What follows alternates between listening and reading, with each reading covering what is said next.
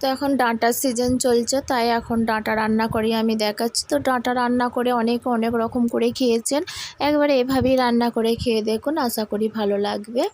নতুনভাবে একটু রান্নাটা দেখানোর চেষ্টা করছি। তো এখানে আমি বেগুন, আলু, করলা আর ডাঁটা নিয়ে নিয়েছি, আর ওইদিকে নিয়েছি বাটা পেঁয়াজ বাটা, সাদা তিল বাটা আর আদা রসুন বাটা। তো এই যে কড়া গরম হয়ে গেছে, কড়াইয়ে তেল দিয়ে দিয়েছি, তেলও গরম হয়ে গেছে, বড়িগুলোর মধ্যে দিয়ে লাল লাল করে ভেজে তুলে নেবো। তো এখানে প্রচণ্ড রোদ, রানতে রানতে আমার মুখ লাল হয়ে যাচ্ছে। তো বড়ি তুলে নিয়েছি, এবার ওর মধ্যে করলাগুলো দিয়ে দিচ্ছি, করলাগুলো হালকা ভেজে তুলে নেবো। আলুগুলোও ভেজে তুলে নেব।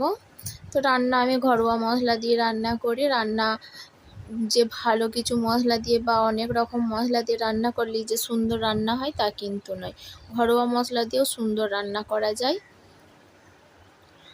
রান্না ভালো করে করলেই হবে। তো আলুগুলো ভাজা হয়ে গেছে, ওর মধ্যে ডাঁটা আর বেগুনগুলোও দিয়ে ভালো করে ভেজে নেব।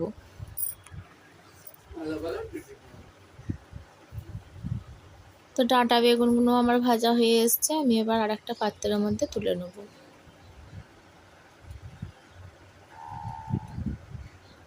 তো আমরা ডাঁটা বেশিরভাগ সরষে বাটা দিয়ে খেয়ে আসি, তো আজকে একটা সাদা তিল দিয়ে রান্না করব, এইভাবে রান্না করে খেয়ে দেখবেন, আশা করি ভালো লাগবে। তো সাদা তিল যদি না পাশে থাকে তো সরষে বাটা বা পোস্ত বাটা দিয়েও রান্না করতে পারেন, কোনো অসুবিধা নেই, ওইতেও ভালো লাগবে। তো প্রথমে সরষে বাটাটা দিয়ে দিয়েছি, সরষে বাটা নয়, আমি তিল বাটাটা দিয়ে দিয়েছি, আদা রসুন দিয়ে দিয়েছি, দিয়ে ভালো করে কষে নিচ্ছি।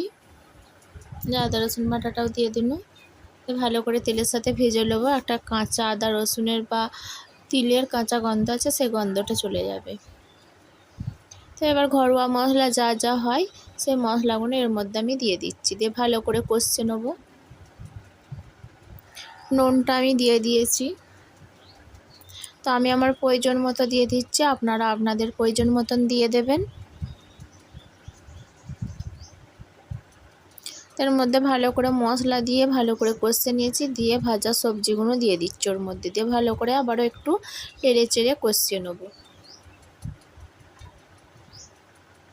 আমার কষানো হয়ে গেছে, এবার আমি ঝোলের জন্য এর মধ্যে পানি দিয়ে দেবো।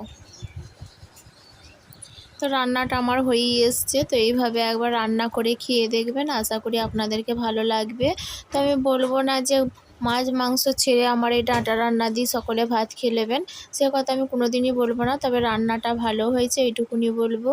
তো মাছ মাংস ছাড়া বাঙালির মুখে ভাত ওঠে না জানি, তো এইভাবে একবার রান্না করে খেয়ে দেখবেন, মাছ মাংসর সাথে এটাও ভালো লাগবে। তো আজ ভিডিওটা এই পর্যন্তই, ভালো থাকুন, সুস্থ থাকুন, আল্লাহ হাফেজ।